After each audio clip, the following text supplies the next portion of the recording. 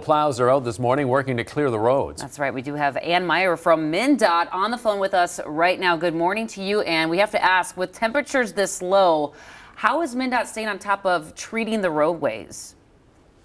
Yeah, this is conditions we often see in January and February, a little more unique for December, but we're out there putting down treatment as we speak. Yes, materials don't work as well when it gets this cold. We do put in treated salt, so we treat our salt and we put an additive to our brine to help those freezing points, but it just will take longer to get back into the clear because of that.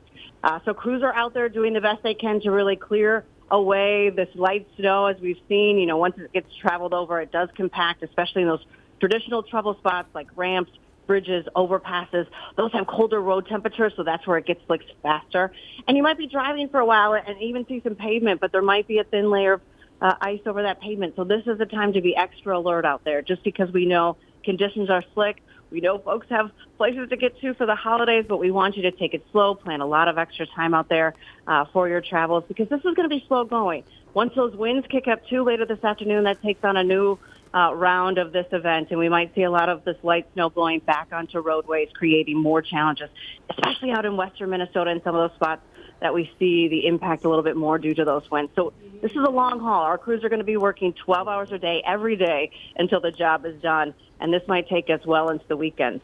So, and when you get a system like this, a large system like this that moves in, you just said your crews are working 12 hours a day. Obviously, resources are important. Which routes kind of get priority, and which ones are the best to travel?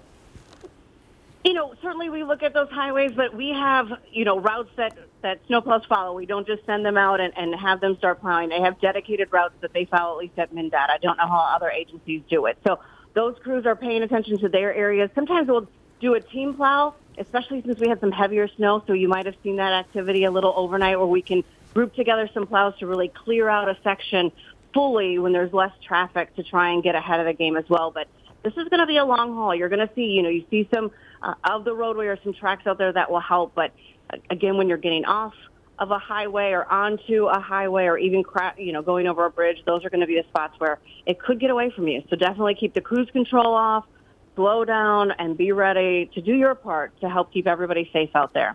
All right, Ann Meyer with MnDOT. Thanks for taking the time, and be sure to thank all of your plow drivers for us. We know they've been working long hours, 800 plows across the state, and of course, a lot of them will have to work the holiday weekend to keep us safe.